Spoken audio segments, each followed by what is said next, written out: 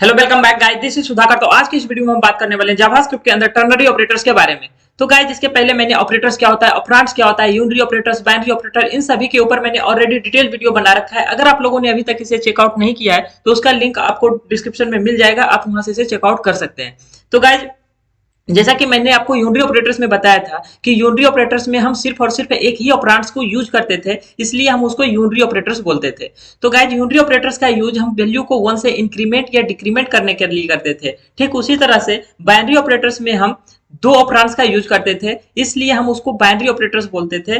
और अगर हमें अरिथमेटिक रिलेटेड चीज जैसे दो नंबर्स को ऐड करना, सब्ट्रैक्शन, मल्टीप्लिकेशन, डिवीजन, तो इन सभी चीजों को करने के लिए हम बाइनरी ऑपरेटर्स का यूज करते थे।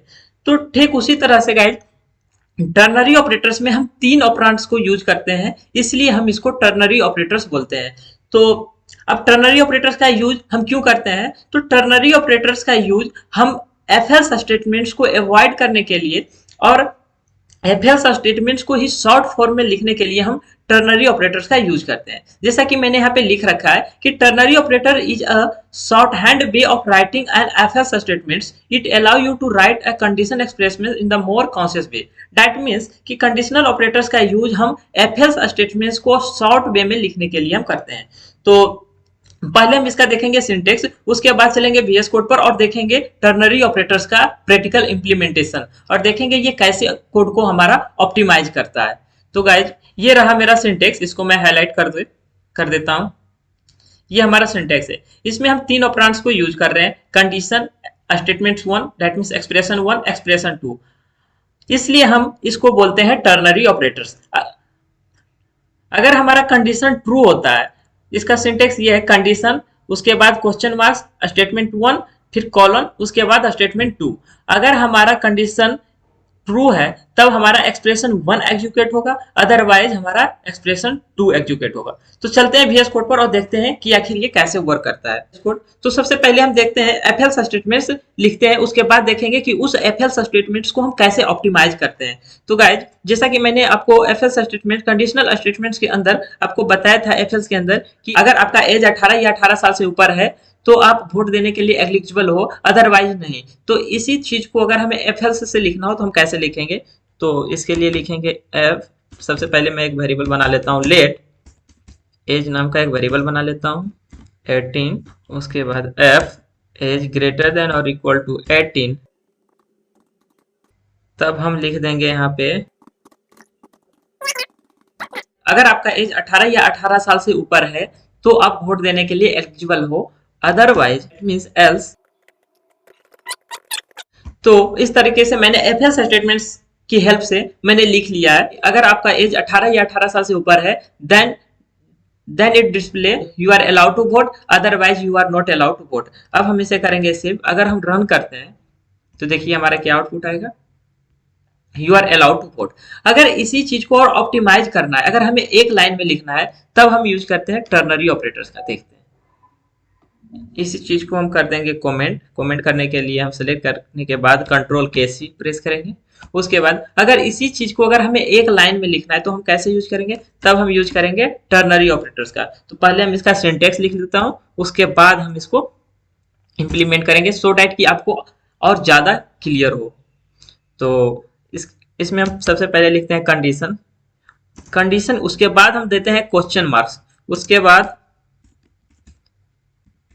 स्टेटमेंट 1, स्टेटमेंट या एक्सप्रेशन जो भी बोलो, उसके बाद कॉलन, कॉलन लिखते हैं। कॉलन दैट मीन्स कि अगर हमारा ये ट्रू नहीं है, फॉल्स है। कंडीशन दैट मीन्स क्या, कंडीशन हमें रिटर्न करता है ट्रू या फॉल्स वैल्यू। अगर ये ट्रू हुआ तब स्टेटमेंट 1 एग्जीक्यूट करेगा, अदरवाइज एल्स के लिए हम ये कॉलन यूज कर रहे हैं। उसके बाद स्टेटमेंट 2 एग्जीक्यूट होगा। ये रहा मेरा टर्नरी ऑपरेटर्स का सिंटेक्स कि अगर हम सबसे पहले कंडीशन डालेंगे, कंडीशन में चेक करेगा कि वो ट्रू है या फॉल्स। अगर ट्रू है तब हमारा स्टेटमेंट 1 एग्जीक्यूट होगा, अदरवाइज स्टेटमेंट ट्रू होगा। तो देखते हैं कि हम टर्नरी ऑपरेटर की हेल्प से हम इस कोड को एफ एल्स के अंदर जो मैंने कोड लिखा है उस चीज को हम कैसे अचीव कर सकते हैं।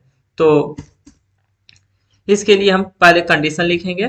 कंडीशन हमारा क्या है, कंडीशन हमारा है एज ग्रेटर देन और इक्वल टू 18, तो ही लिखेंगे हम यहाँ पे एज ग्रेटर देन और इक्वल टू 18। उसके बाद हम देंगे क्वेश्चन मार्क्स। अगर ये कंडीशन ट्रू है तब हमारा प्रिंट हो जाएगा, डिस्प्ले कर देंगे कंसोल डॉट लॉग, जो भी मैसेज आपको देना है। For an example you are allow to vote. अगर ये ट्रू नहीं है तो कॉलन, उसके बाद हम देंगे console dot log you are not allowed to vote.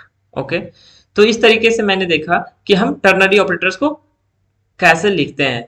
तो इसे करते हैं सेव, फिर करते हैं अगर रन, तो देखिए हमारा क्या आउटपुट आ रहा है, you are allowed to vote. तो इस तरीके से मैंने देखा कि एफ एल्स के अंदर जो मैंने 7 लाइन का कोड लिखा था, तो ये नंबर ऑफ लाइन ज्यादा हो रहा था, उन 7 लाइन को हम एक लाइन में कैसे हम ऑप्टिमाइज कर दिए हैं।